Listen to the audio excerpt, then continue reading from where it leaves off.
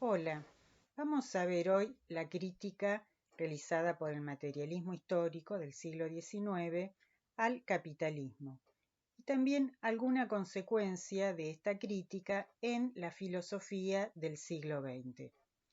En primer lugar, es necesario precisar que el término materialismo es un término técnico. Por lo tanto, no debe confundirse con el significado de este término en nuestro lenguaje cotidiano. Y además, así como vimos que el idealismo tiene distintas definiciones dentro de la filosofía, no es el mismo el idealismo de Kant que el idealismo de Hegel, lo mismo ocurre con el materialismo. No es lo mismo el materialismo de los primeros filósofos antiguos que el materialismo del siglo XIX, de los jóvenes hegelianos, por ejemplo, Feuerbach y Marx. Estos autores intentan una crítica de Hegel sobre la base de un giro materialista de su filosofía. Pero aún entre ellos, entre Feuerbach y Marx, hay una diferencia respecto de qué se entiende por materialismo. Si bien ambos coinciden que el pensamiento es distinto de la realidad, es decir, intentan distinguir entre la conciencia y la realidad concreta, y esto sería una primera definición de materialismo. Sin embargo, hay diferencias entre Feuerbach y Marx respecto de qué es la realidad concreta. ¿Por qué? Porque para Feuerbach la realidad es el hombre de carne y hueso, el hombre sensorial, el aspecto sensorial, digamos, de lo humano, y también su dimensión sexual, que no ha sido considerada por la filosofía. En cambio, Marx considera, contra Feuerbach, que el hombre pensado de manera aislada y abstraído de sus relaciones y del proceso histórico, no tiene, digamos, es justamente eso, una abstracción. De modo que lo real para Marx, retomando la dialéctica hegeliana, son las relaciones que establecen los individuos entre sí y con la naturaleza para procurar los medios para sobrevivir. El primer hecho histórico es el trabajo, además de la reproducción, digamos, el trabajo, y para intentar procurarse sus medios de subsistencia, los hombres, los individuos, establecen relaciones entre sí que son relaciones de producción. Distribuyen el trabajo y distribuyen los productos del trabajo. Marx dice que las relaciones de producción son necesarias e independientes de la voluntad de los individuos, sino que dependen del grado de avance de las fuerzas productivas materiales. Es decir, dependen del grado de avance de la fuerza humana de trabajo, así como de las herramientas, los instrumentos, las técnicas, los medios de producción. Entonces, acá tenemos los dos elementos que serían centrales para la determinación del materialismo en Marx.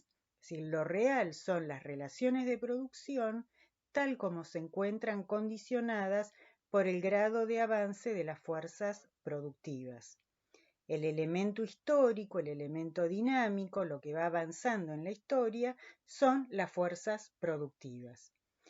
Y de acá entonces se desprende la crítica a Feuerbach. La sensorialidad humana, la corporalidad humana, no forman parte de una naturaleza fija, ahistórica del ser humano, sino que también están determinadas históricamente. Esta idea que Marx plantea, por ejemplo, en la crítica a Feuerbach, me parece central y que merece ser retomada a la luz de discusiones del siglo XX. Es decir, el tema es la determinación de lo sensorial, del aparato perceptivo, históricamente, ¿no? Es decir, como una variable histórica y no como una constante.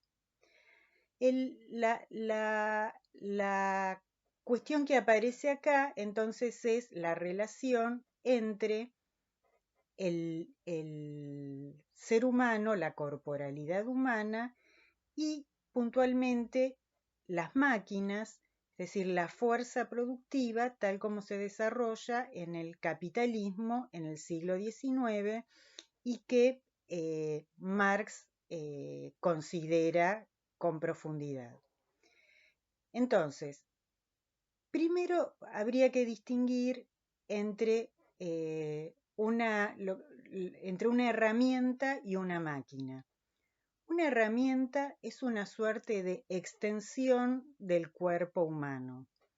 Una pala, un martillo, dependen en todo momento de la fuerza del ser, de la persona que la esté manejando. Como les decía, como una continuación del cuerpo. En cambio, una máquina es una construcción que se autosostiene y que no depende directamente de la persona que trabaja con ella. Es decir, no se mueve por sí misma y puede ser movida por otra máquina, y entonces no es una continuación física de el individuo que trabaja. Y esto plantea una diferencia decisiva respecto de la herramienta. La evaluación que hace Marx de las máquinas en el siglo XIX, del papel histórico de las máquinas, es decir, del tipo de tecnología que se desarrolla en el capitalismo, de la fuerza productiva que se desarrolla en el capitalismo, es doble.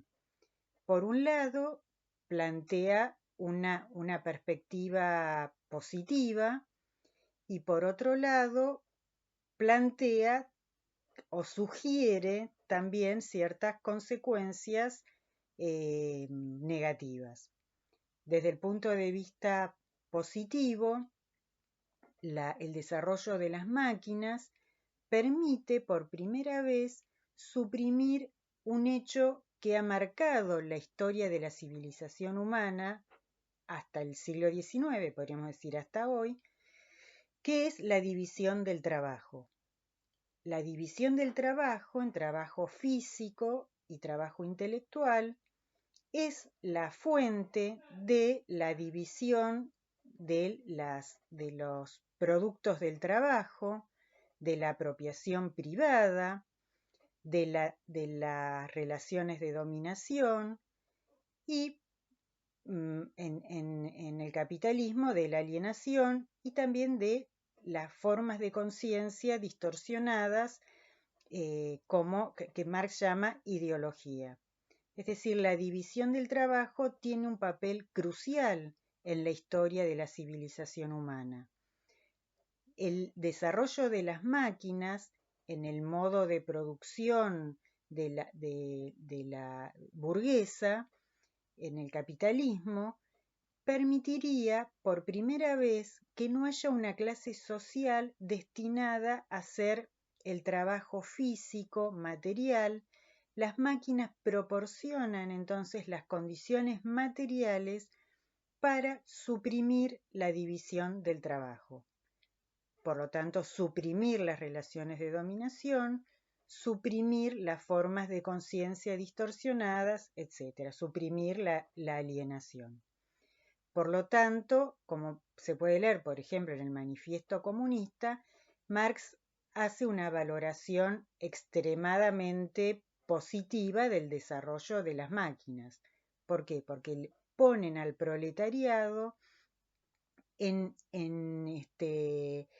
condiciones de suprimir no solo las relaciones de producción capitalistas, sino suprimir la división del trabajo.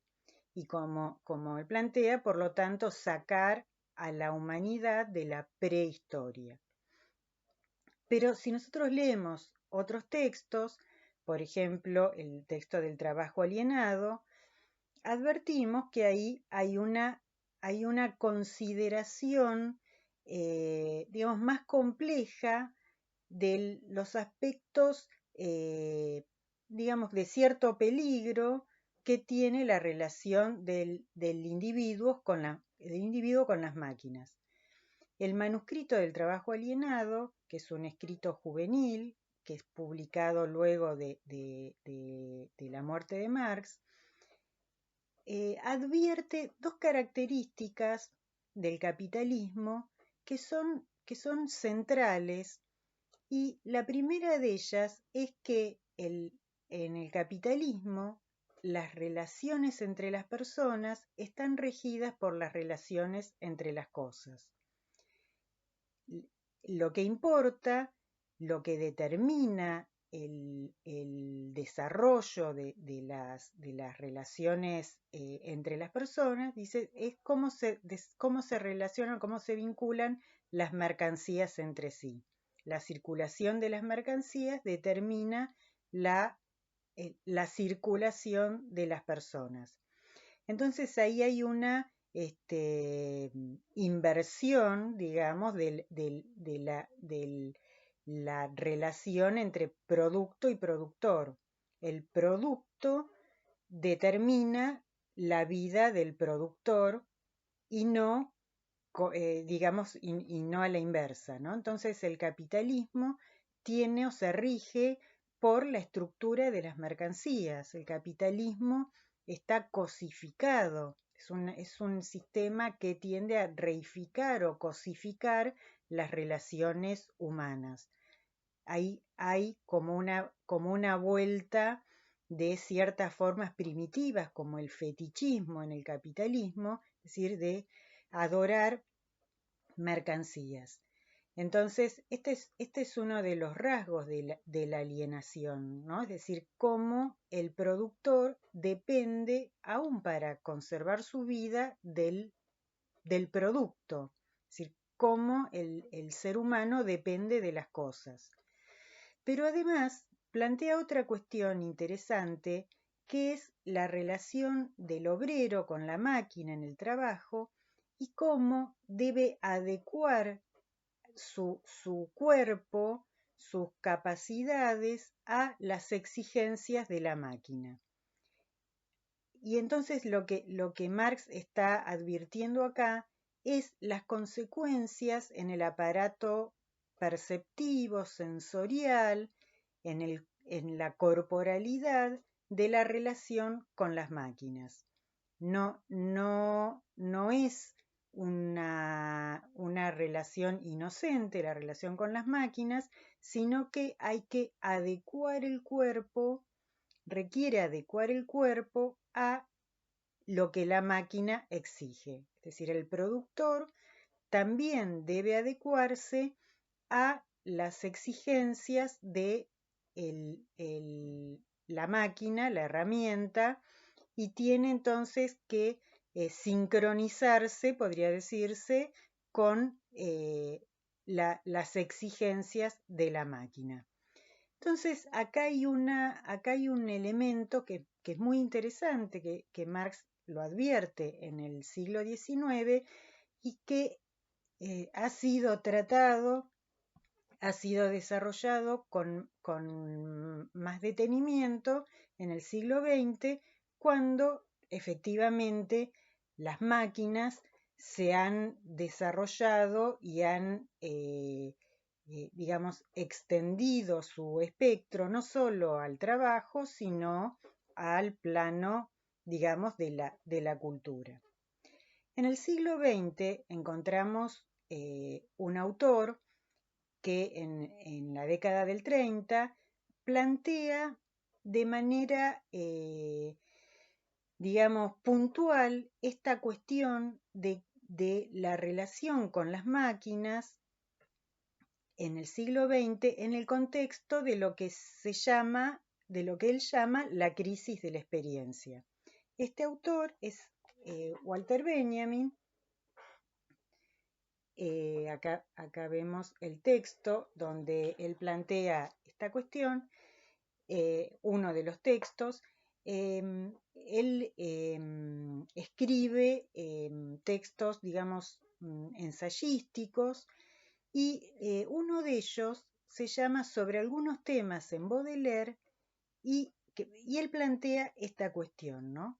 Él plantea el problema de la crisis de la experiencia y la relación de esta crisis de la experiencia con las máquinas en el siglo XX.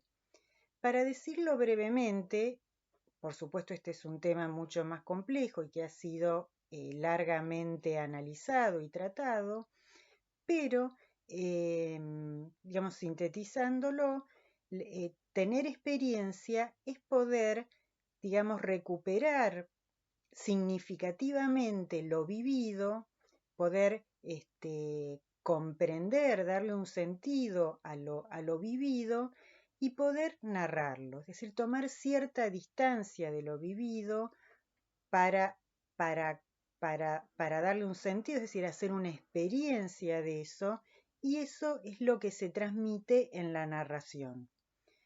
Benjamin plantea una crisis de la experiencia y plantea una crisis de la narración.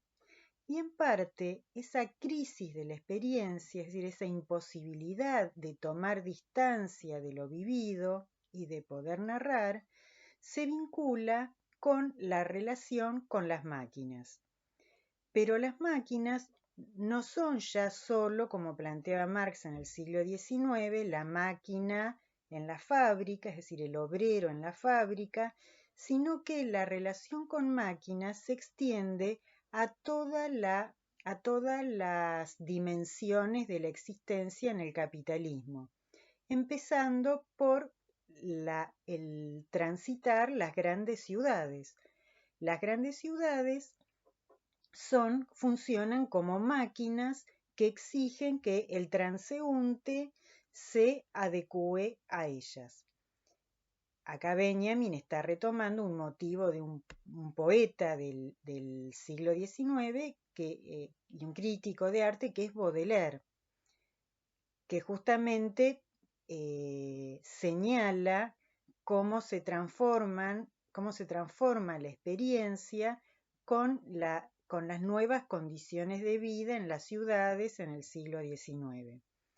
Entonces, Benjamin retoma a Baudelaire y plantea cómo el transeúnte, cuando camina por la ciudad, tiene que estar en un alerta constante para responder los estímulos de la ciudad. Es decir, este esquema del obrero respondiendo a la máquina reaparece en todas las dimensiones de la existencia en el capitalismo, y eso altera la capacidad perceptiva humana, altera el aparato sensorial humano y genera una relación distinta con lo vivido, con la experiencia, porque justamente la exigencia de estar respondiendo a estímulos constantemente hace que no podamos tomar distancia de lo vivido, que no podamos,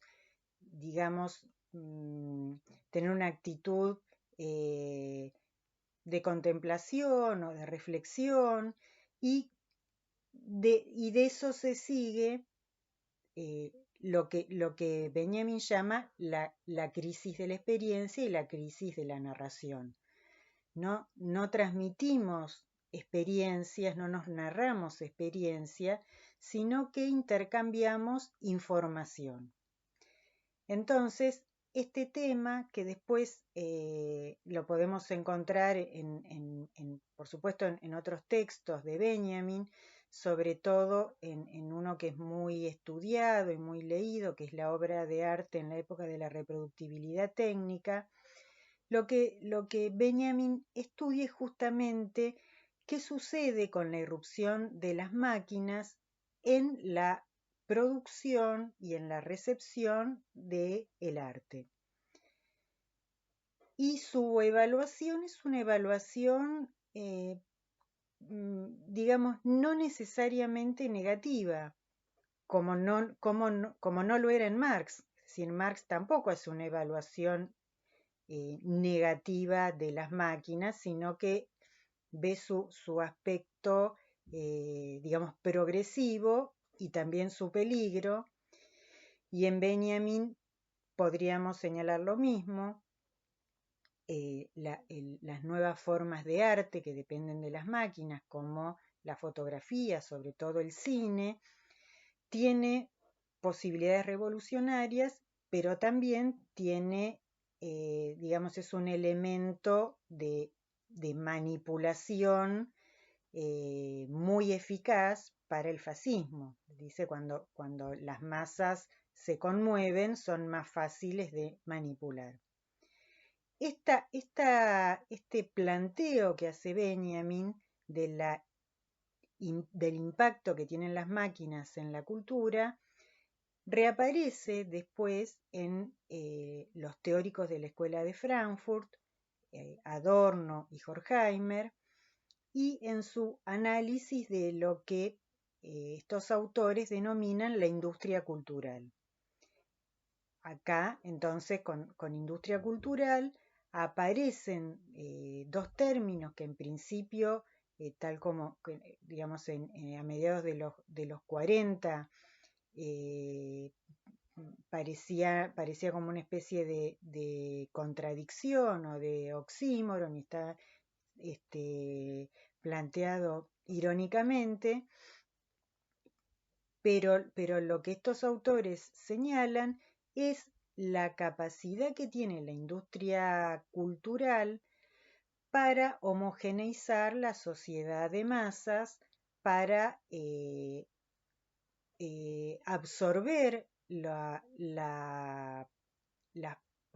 potenciales elementos explosivos que surjan en el capitalismo, para imponer ciertas ideales, ciertas formas de pensar. Es decir, ahí reaparece el concepto de ideología de Marx, ¿no? Cierto punto de vista que legitima el estado de cosas existente, pero lo que es muy interesante es que la industria cultural lo que hace para estos autores, y creo yo que es el aspecto crucial, es administrar la sensibilidad humana.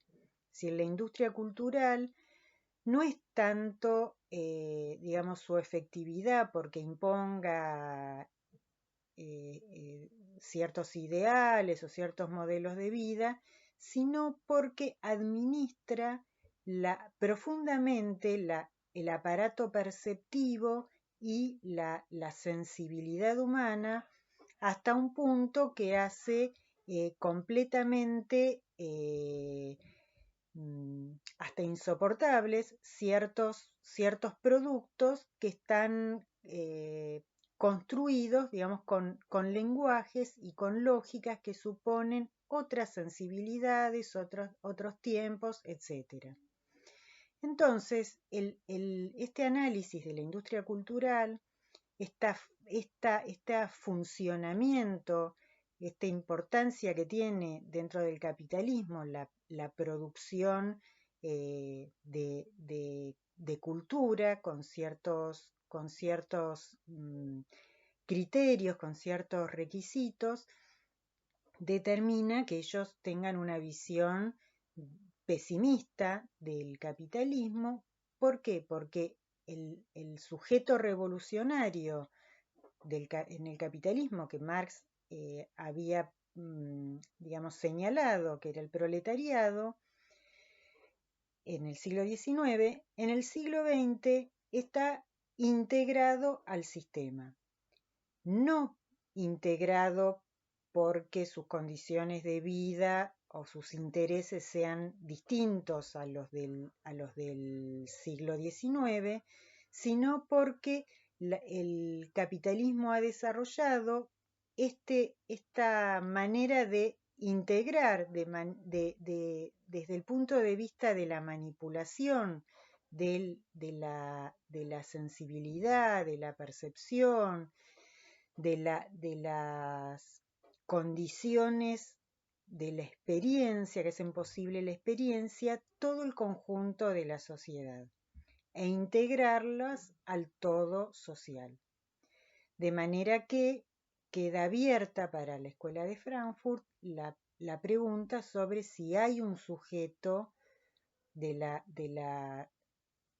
revolución, para hacer la revolución en el capitalismo, o si el capitalismo es una especie de sistema, de gran máquina, que solamente puede destruirse siguiendo su propia lógica.